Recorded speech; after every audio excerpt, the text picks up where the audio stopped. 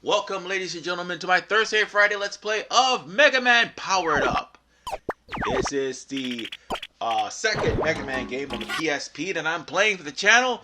However, things are going to be a little bit different. Instead of just jumping into the Powered Up style, which I'll eventually play, I just got to, get back in the swing of the original Power Up as opposed to the classic style, which, by the way, I have more experience with, considering I did Mega Man 1 for the channel. And yeah, that right there is very foreboding in the intro if I ever do the Powered Up style in this game. Because Gutsman stage is the hardest stage in that game, no joke. Whatever the case, ladies and gentlemen, we're going to go to the old style, and it has the throwback melody for the Robot Master Select. So with that said, we'll start off with Bomb Man. Although they don't have their entrances like they do in Powered Up, still, their stages look exactly the same, almost. And by the way, you have a chance to escape from them as opposed to, I don't know, not escaping from them in the original game. Like in the original game, once you start the stage, you can't leave out of it, which is what made Wily Stage 1 being trapped without the magnet being an infuriating thing. So they fixed that completely. And they also fixed that in Wily Wars.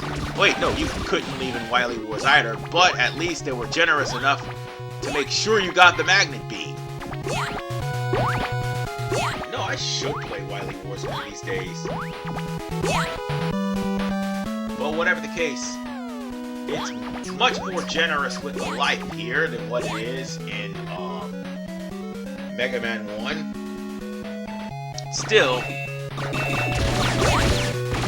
the only changes is Mega Man's helmet is not the symbol for the power-up, it's actually a heart.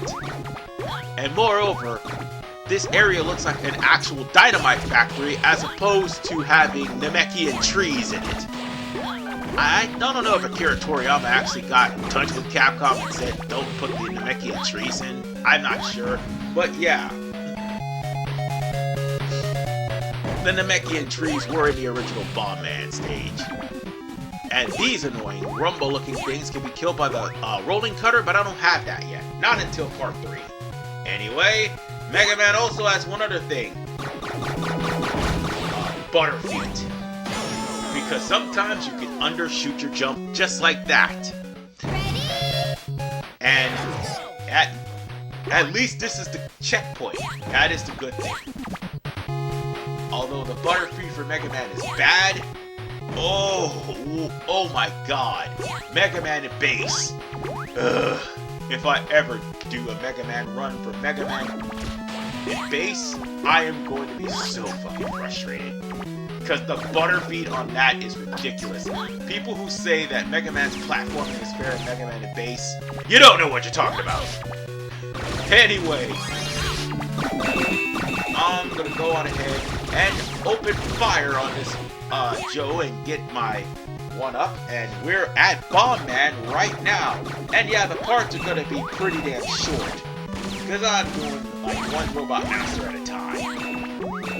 It's not that bad, but still, at least you can see the difference between Powered Up version and also the Mega Man version. Unfortunately, the original Mega Man, just like the old style Power Up, invincibility frames can't save you.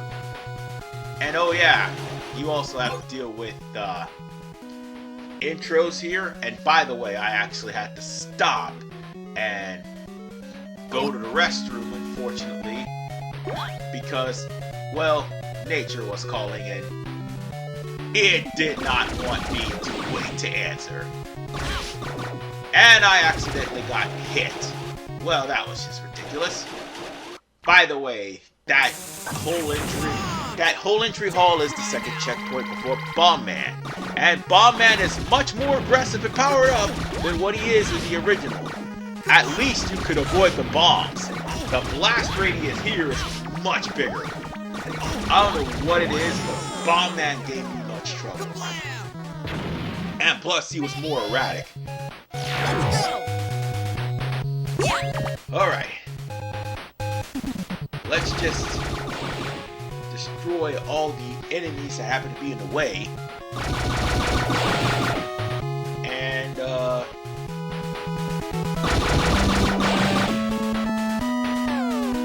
we just need to be careful.